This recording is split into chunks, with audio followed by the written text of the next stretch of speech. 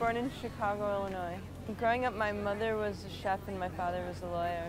They've always been interested in visual culture, whether it's painting or photography, and really made sure that my education was a visually literate one, that we went to museums, that I knew who Eddie Adams and Dorothy Lang and what the iconic images of the century were before I was in high school. And now I am in a program at Georgetown University's Graduate School of Foreign Service in the Security Studies program. It's specifically a master's in sub-state violence and terrorism.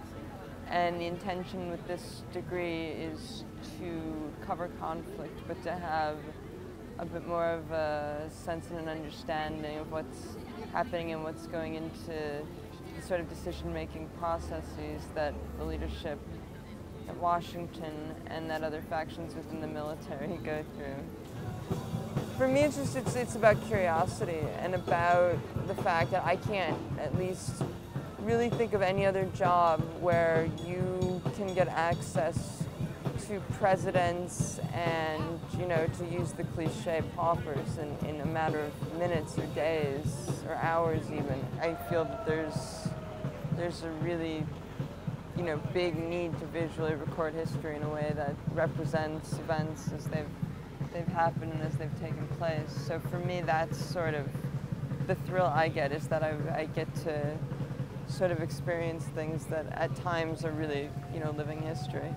In January of 2009, it was an assignment from the New York Times, and they asked me to follow Rod Blagojevich with the Chicago bureau chief, Monica Davey, who's wonderful, board the plane that he took to Springfield from Chicago, the state plane, with him that morning, fly there, hang out with him in his office for the 2 or 3 hours before he gave a speech at his impeachment hearing, which was sort of more of a show trial than anything.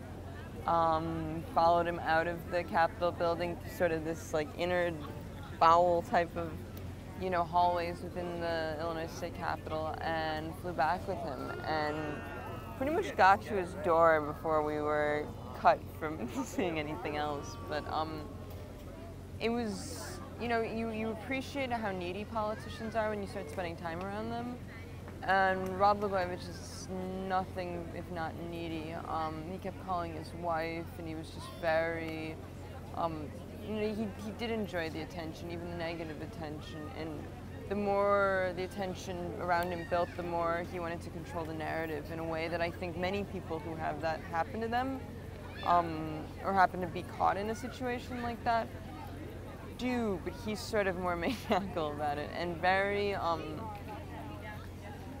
I want to say, confident that what he was doing was nothing more than what anybody else in Chicago politics would or has done. And he was also just sort of very gregarious. He really wanted to talk about what was happening to him. Corruption, at least in my mind, and in, developing world circumstances, and in Chicago for the most part as well, it's really a way of saying, I am somebody. I can do this. So I think that has two sides, and there's things that some people might be willing to classify as good consequences of it, and there's also an element of the sort of villain as hero that really appeals to people in Chicago. And I think particularly with the Blagojevich coverage and Blagojevich's role in the national media, certainly starting in late 2008, and pretty much all through last year, is that dichotomy of, sort of the villainous hero, or at least in his case, his Joker. Is my presence really necessary to record this for history? Am I contributing something to this story? It's an industry that's very much dominated, promoted, and maintained by gatekeepers. So if you don't have a mentor, it means that you're not going to be led in a direction that will bring you into contact with the people who are going to help you find your way, your visual voice, as they say, or your visual language. When I was an intern in Madrid, my first ever real job in journalism, right after graduating from journalism school, there was a photo editor there, Bernat Armangue, who is amazing. He's in Jerusalem now with the AP, and he was the first person ever to get one of my images out onto a wire and show me how it's done, and to really like give me enough guidance, but give me some space to, you know, permission really to be able to shoot within the confines of the bureau and the internship. Okay, my industry is filled with a lot of people who, after a certain point, maybe they see too much, maybe they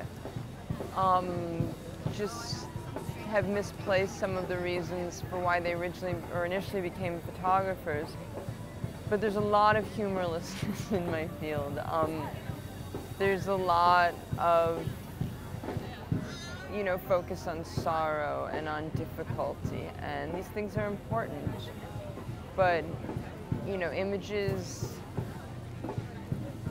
can do many things. They can inspire social change. They can bear witness. They can... Sorry, I saw it coming. Sorry. They can visually illustrate history, and they can make people laugh. Kitsch is what Milan Kundera calls the inability to accept that shit exists, and I think that that is a perfect definition of what kitsch is. Milan Kundera would also say it's the language every politician speaks by instinct. So kitsch, I think, just outlives everything, you know.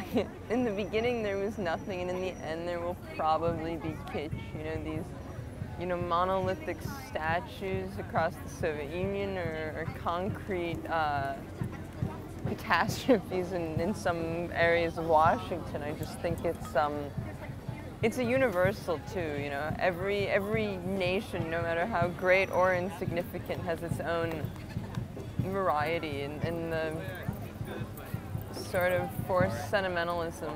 The sort of like forced sentimentalism of kitsch, I think, is what really makes it most interesting to me, because it says about different people what sort of sentimental, you know, pull and heartstrings that they have.